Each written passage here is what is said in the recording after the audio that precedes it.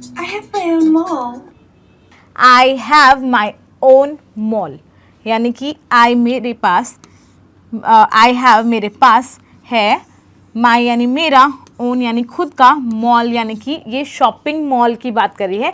आप सभी लोगों ने कभी ना कभी सुना होगा कि कोई भी लैंग्वेज सीखने के लिए उस लैंग्वेज को सुनना, उसकी लिसनिंग करना कितना ज़्यादा इम्पॉर्टेंट है। और लिसनिंग एक ऐसा तरीका है जिससे कि आप वो लैंग्वेज बिना ज़्यादा मेहनत करे भी सीख लेते हैं। और ऐसा इसलिए होता है क्योंकि जब आप कोई चीज़ रेपिटेटिवली बार बार सुनते हैं तो वो आपके सबकॉन्शियस माइंड में फीड हो जाती है। आपको सिर्फ उस चीज़ को देखना और सुनना है और आगे का काम आपका दिमाग अपने आप कर लेता है। और इसीलिए लिसनिंग इतनी ज़्यादा इम्पॉर्टेंट है। पर लिसनिंग करने के लिए जो सबसे इम्पॉर्टेंट चीज़ है वो है मूवीज़ या सीरीज़, क्योंकि वो मूवीज़ या सीरीज़ देखने से आप देख पाते हैं, आप सीख पाते हैं, समझ पाते हैं कि जो वहाँ के नेटिव स्पीकर्स हैं वो किस तरह से बात कर रहे हैं। एक real life day to day native like conversation कैसी सुनाई पड़ती है। पर वो करने में एक छोटी सी प्रॉब्लम ये है कि अगर आप स्टूडेंट हैं या आप काम भी कर रहे हैं तो आपको फोकस की ज़रूरत है। पर जब भी हम कोई मूवी या सीरीज़ देखते हैं हम उसमें इंडल्ज हो जाते हैं और हमारा मन करता है आगे से आगे देखने का, और हम बिंज वॉच करने लग जाते हैं जिससे हमारा टाइम ख़राब होता है और हमारा फोकस हिल जाता है। तो उसी का सल्यूशन है ये। यहाँ पर हम एक छोटी सी क्लिप ढूंढते हैं आपके लिए किसी भी इंटरेस्टिंग शो या मूवी से, और उसके बाद हम उसे कैप्शंस के साथ सुनते हैं। कैप्शंस हम लिखते हैं ताकि आप वो सुने तो कैप्शन साथ साथ में पढ़ें और आपको समझ आए कि क्या बोला जा रहा है। उसके बाद हम करते हैं उसकी ट्रांसलेशन ताकि आपको उस वीडियो का पूरा सार, पूरी बात, हर चीज़ समझ में आए। तो देखिए यहाँ पर पूरी मेहनत हमें करनी है, आपको सिर्फ समय देना है और वो समय देने से आप अपनी इंग्लिश में एक सिग्निफिकेंट डिफरेंस फील करेंगे। तो इसीलिए आपको बस रेगुलरली आने की आदत डालनी है और आपको पता भी नहीं चलेगा, धीरे धीरे ये वीडियोस देखने से, इनको अटेंड करने से, लिसनिंग करने से, उनके मीनिंग्स देखने से आपकी इंग्लिश बहुत इम्प्रूव हो जाएगी। तो चलिए हम शुरू करते हैं आज का सेशन। ये है प्रिंसेस डायरीज मूवी का पार्ट 2। पार्ट 1 में हमने देखा था मिया जो कि एक नॉर्मल आम टीनेजर है, उसे पता चलता है कि वो प्रिंसेस है और वहाँ से उसकी लाइफ बदल जाती है। अब इसके पार्ट 2 में मिया आई है अपने किंगडम में प्रिंसेस बनने के बाद और उसकी दादी माँ उसे दिखा रही है उसका वार्डरोब और उसका रूम, और जैसे कि किसी भी एक आम टीनेज गर्ल का रिएक्शन होगा वैसे ही रिएक्शंस होते हैं उसके। तो चलिए देखते हैं क्या क्या है उसके वार्डरोब में। Is that mine? Why don't you go and find out? अब देखिए मिया खड़ी है अपने वॉक इन वार्डरोब में। वॉक इन वार्डरोब वो होता है जहाँ पर आप चल के जा सकते हैं। आपका वार्डरोब भी एक रूम की तरह है जहाँ पे अलग अलग सेक्शंस बने हुए हैं और आप चल के जाते हैं और वहाँ से सामान ले सकते हैं। तो ये है अपने वॉक इन वार्डरोब में, और ये इतनी ज़्यादा फैसिनेट हो चुके हैं इतना सुंदर और बड़ा वार्डरोब देख के कि ये फैसिनेशन में कह रही है इज़ दैट माइन, और इसकी दादी इसे रिप्लाई करते हुए कह रही है why don't you go and find out. तो ये कह रही है इज़ क्या, दैट यानी ये, माइन यानी मेरा। तो ये कह रही है क्या यह मेरा है, तो ये इस वार्डरोब के लिए पूछ रही है और कह रही है क्या ये मेरा है। और इसकी दादी कह रही है वाई डोंट, वाई यानी क्यों, डोंट यानी नहीं करती, यू तुम, गो यानी जाना, यानी वो कह रही है कि तुम खुद जाके और फाइंड आउट। देखिए फाइंड आउट का क्या मतलब होता है। फाइंड आउट है एक फ्रेजल वर्ब। इस फ्रेजल वर्ब का मतलब है कोई चीज़ का पता लगाना। देखिए फाइंड का अगर हम अलग से मतलब देखें तो फाइंड का मतलब होता है कोई चीज़ को ढूंढना। कोई चीज़ को ढूंढने को हम कहते हैं फाइंड। और जब हम फाइंड आउट कहते हैं इसका मतलब है कोई चीज़ का, कोई बात का पता लगाना। जब हम फाइंड के आगे इस तरह से और चीज़ें ऐड कर देते हैं, वर्ड्स ऐड कर देते हैं, तो हम फाइंड का मतलब डिस्कवर या रियलाइज करने से लेते हैं। इसका मतलब फिर ढूंढने से ज़्यादा हो जाता है डिस्कवर या रियलाइज करना। देखिए अगर हम इसके और एग्जाम्पल देखें तो हम कह सकते हैं find your feet. Find your feet का मतलब होता है कि किसी नई सिचुएशन में, किसी नई जगह पे कॉन्फिडेंस लाना, कॉन्फिडेंस आना, कंफर्टेबल हो जाने को कहते हैं फाइंड योर फीट। अगर हम इसे एग्जाम्पल से समझें तो हम कह सकते हैं he took weeks to find his feet at his new job, यानी उसे अपनी नई जॉब में कॉन्फिडेंस और कंफर्ट लाने के लिए कुछ टाइम लग गया। फिर उसके बाद हम देख सकते हैं फाइंड योर वॉइस।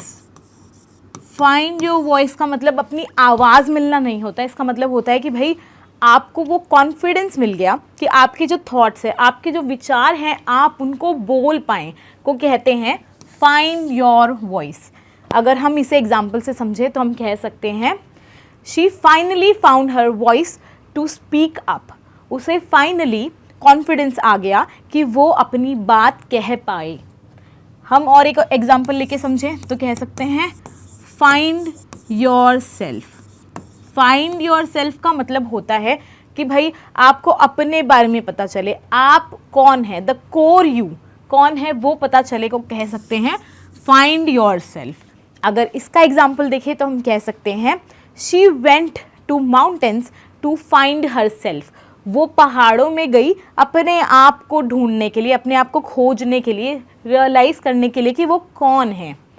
तो इसीलिए हम फाइंड को इस तरह से यूज़ करते हैं। यहाँ पे फाइंड आउट का मतलब है पता लगाना। तो ये कह रही है कि तुम खुद जाकर पता क्यों नहीं लगाती, या तुम खुद जाओ और पता लगा लो। आगे बढ़ते हैं। Okay. आगे ये कह रही है खुशी खुशी में अभी भी उतनी ही फैसिनेटेड है और ये कह रही है ओके। ये कह रही है बहुत ही प्यार से ओके। ओके मतलब ठीक है, मैं जाती हूँ और मैं पता लगाती हूँ। आगे देखते हैं। Okay. I have my own mall.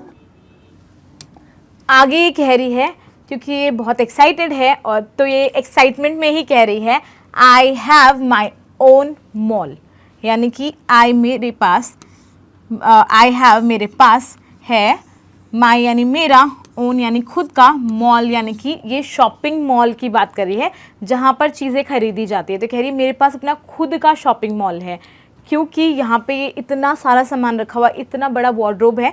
तो ये खुश होते हुए कह रही भाई ऐसा लग रहा है मेरे पास तो खुद का मॉल है। आगे देखते हैं।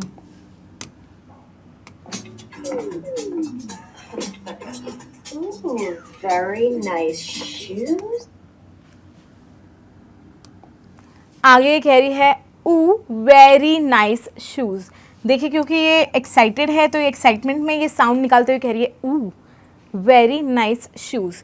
देखिए अमेरिकन्स ऊ साउंड का इस्तेमाल करते हैं जब वो थोड़े सरप्राइज होते हैं, थोड़े से खुश होते हैं, फैसिनेट होते हैं तो कहते हैं ऊ। और इसको हम ओ नहीं पढ़ते हम, क्योंकि इसमें देखिए डबल ओ है तो हम कहेंगे ऊ वेरी नाइस शूज़। वेरी यानी बहुत, नाइस यानी अच्छे, शूज़ यानी कि जूते। तो ये कह रही है बहुत ही सुंदर जूते हैं, यानी देख के कह रही है बहुत ही सुंदर जूते हैं। आगे देखते हैं। I'm glad you like it. Try pressing button number 3. आगे कह रही है I am glad you like it, try pressing button number 3। तो ये कह रही है आई एम मैं हूँ, ग्लैड यानी खुश, यू तुम, लाइक यानी पसंद करना, इट यानी इसे। तो ये कह रही है कि मुझे खुशी है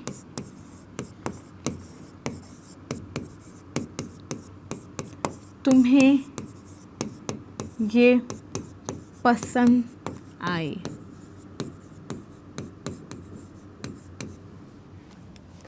फिर आगे ये कह रही है ट्राई प्रेसिंग बटन नंबर 3। तो देखिए यहाँ पे ट्राई का जनरली मतलब होता है कोशिश करना, पर यहाँ पे ये कोशिश करने के लिए नहीं कह रही है, ये कह रही है ट्राई प्रेसिंग यानी कि करके देखो। ये भी एक बोलने का तरीका है कि आप करके देखो। प्रेसिंग यानी कि दबाना, बटन नंबर 3 यानी आप बटन नंबर 3 को दबा के देखो क्या होता है। तो यहाँ पे ट्राई के लिए कह रही है देखो, ना कि कोशिश। ये भी एक बोलने का वे है। ये कह रही है बटन नंबर 3 को दबा के देखो क्या होता है। आगे देखते हैं।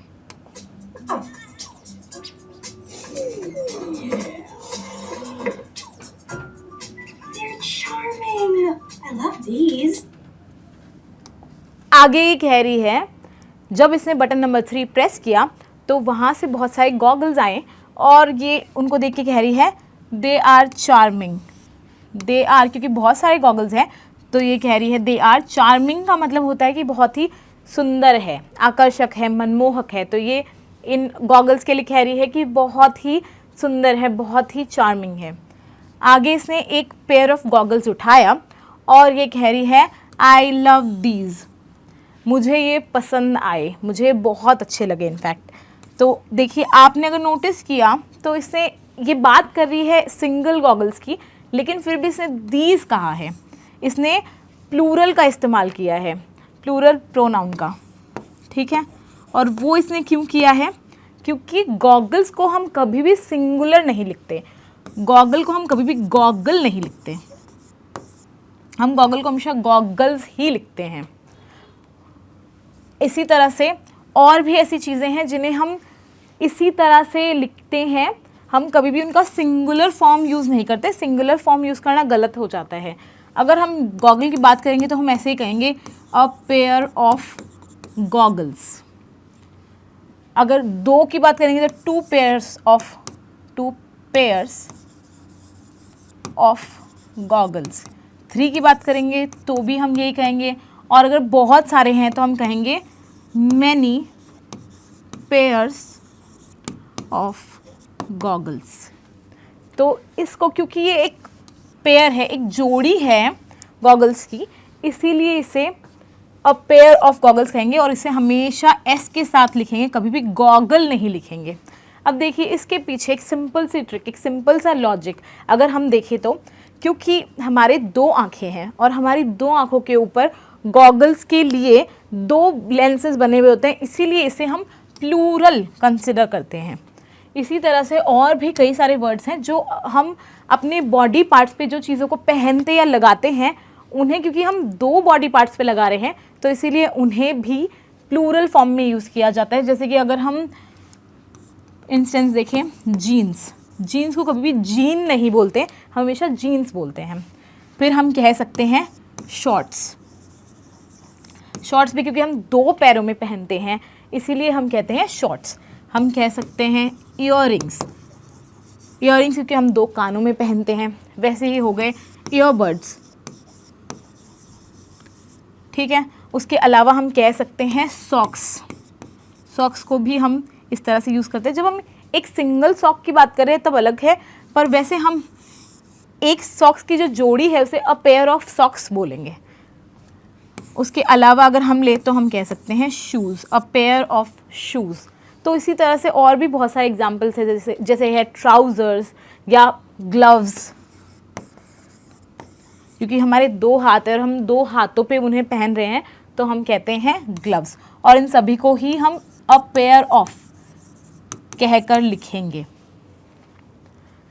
तो इसीलिए यहाँ पे ये दीज कह रही है, ये कह रही है आई लव दीज, मुझे ये बहुत अच्छे लगे। आगे देखते हैं। What do you think? Grandma, I'm here. आगे ही कह रही है What do you think? इसने कहा भाई मुझे बहुत अच्छे लगे। What do you think? फिर से वो दिखी नहीं तो ये कह रही है ग्रैंडमा, और फिर वहाँ से उसकी आवाज़ आ रही है, कह रही है आई एम हियर। तो ये कह रही है what यानी क्या, डू यू आप, थिंक यानी सोचते हो। तो ये कह रही है आप क्या सोचते हो, मतलब मुझे तो ये बहुत अच्छे लगे, आपको क्या लगता है कैसे लग रहे हैं। कह रही है आपको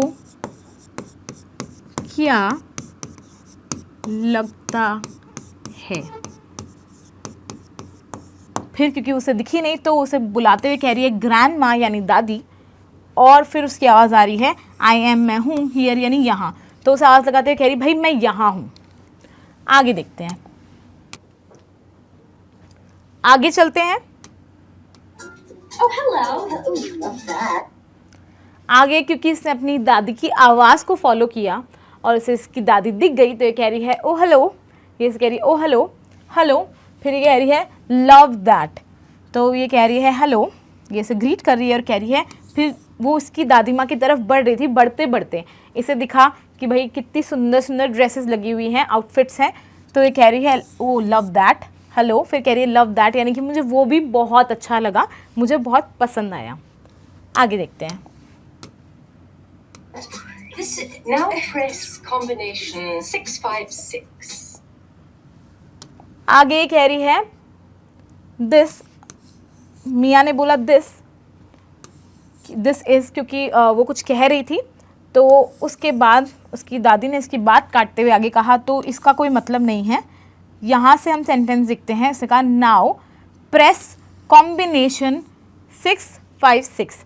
नाउ यानी अब, प्रेस यानी कि दबाओ, कॉम्बिनेशन, देखिए कॉम्बिनेशन जैसे आपको पता होगा संयोजन, यानी कि जैसे आपने देखा होगा कि हमारी जो ट्रॉलीज़ होती हैं, बैग्स होते हैं, ब्रीफ केसेस होते हैं, उन पे कॉम्बिनेशंस लगते हैं जिससे वो लॉक होते हैं, तो उसी कॉम्बिनेशन की बात कर रही है कि आप रिमोट पे ये 656 का कॉम्बिनेशन प्रेस करो। पहले से नंबर 3 बोला, अब इसने दूसरा नंबर बताया कि ये कॉम्बिनेशन लगाओ ज़रा। आगे देखते हैं।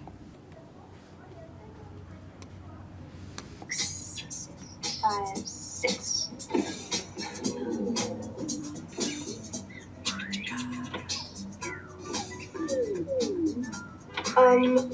They're a little. अब इसने जो कॉम्बिनेशन प्रेस किया उससे बहुत सारी एक्सपेंसिव ज्वेलरीज बाहर आई है, तो ये देख के कह रही है दे आर अ लिटिल, फिर आगे क्योंकि ये बहुत ज़्यादा सरप्राइज थी तो इसने थोड़ा सा पॉज लिया और कहा गॉर्जियस, तो ये कह रही है कि दे आर, ये हैं, अ लिटिल, थोड़ी, फिर कह रही है गॉर्जियस यानी बहुत ज़्यादा। देखिए यहाँ पर जब ये कह रही है अ लिटिल, तो यहाँ पर ये नहीं कह रही कि ये थोड़ी सी गॉर्जियस है, ये लाइन अलग है और ये एक्सप्रेशन अलग है, क्योंकि इसने पहले देखा तो कह रही है ये तो थोड़ी, फिर उसके बाद कह रही है जब इसको थोड़ा सा होश आया तो कह रही है गॉर्जियस, ये बहुत ही सुंदर है। गॉर्जियस का मतलब होता है बहुत सुंदर होना, बहुत ही प्यारे होना, वो कहते हैं गॉर्जियस, तो ये कह रही है ये बहुत प्यारे हैं। आगे देखते हैं। I had a selection of the crown jewels brought out for you. आगे ये कह रही है I had a selection of crown jewels brought out for you। ये कह रही है I had a selection यानी कि मैंने करा, selection यानी कि चयन, of the crown jewels, crown jewels का मतलब हो गया जो शाही जेवर हैं वो, ठीक है, शाही जेवर, जूल्स मतलब जेवर, ब्रॉट, देखिए ब्रॉट है ब्रिंग की सेकेंड एंड थर्ड फॉर्म, और ब्रिंग का मतलब होता है कोई चीज़ लाना, ब्रॉट आउट मतलब कि यहाँ पे लाए गए हैं, मंगवाए गए हैं, फॉर यू, तुम्हारे लिए, तो कह रही है मैंने चयन करके शाही जेवर क्राउन जूल्स तुम्हारे लिए, फॉर यू, लाए हैं या मंगवाए हैं।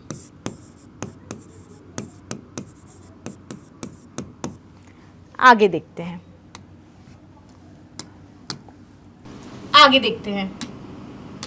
They're yours to borrow with great discretion at appropriate time. आगे ये कह रही है they are yours to borrow with great discretion at appropriate times. They are यानी कि ये हैं, योर्स यानी तुम्हारे, टू बोरो, बोरो का मतलब होता है कोई चीज़ उधार लेना, कोई चीज़ इस्तेमाल करने के लिए लेना, उसे कहते हैं बोरो, विथ के साथ, ग्रेट यानी कि बहुत, डिस्क्रेशन यानी कि विवेक। देखिए डिस्क्रेशन या विवेक का मतलब होता है कि भाई अपनी समझदारी से, अपनी सूझबूझ से, एट एप्रोप्रिएट यानी कि उचित समय पर, तो ये कह रही है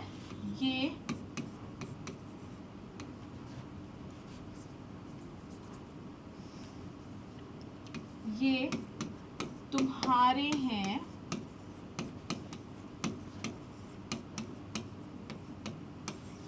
विवेक से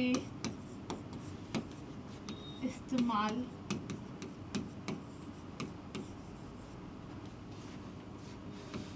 करने के लिए उचित समयों पर, टाइम्स है तो उचित समयों पर, तो यानी कह रही कि भाई तुम इनको इस्तेमाल कर सकती हो, उधार ले सकती हो, पर अच्छे और ग्रेट यानी कि बहुत विवेक यानी डिस्क्रेशन यानी विवेक के साथ एट एप्रोप्रिएट टाइम्स, उचित समयों पर। तो आज का वीडियो होता है यहीं पर एंड। आई होप आपको इस वीडियो से पढ़ने में उतना ही मज़ा आया होगा जितना मुझे पढ़ाते हुए आया। आपको अगर सच में ये वीडियो अच्छा लगा, हेल्पफुल लगा, तो आप अपना सपोर्ट सब्सक्राइब करके दिखा सकते हैं। और अगर आपको बाई चांस वीडियो बहुत ही अच्छा लग गया तो आप कमेंट्स में भी बता सकते हैं कि आपको वीडियो के बारे में क्या अच्छा लगा, कोई सजेशन है, कुछ नहीं अच्छा लगा तो वो भी बता सकते हैं।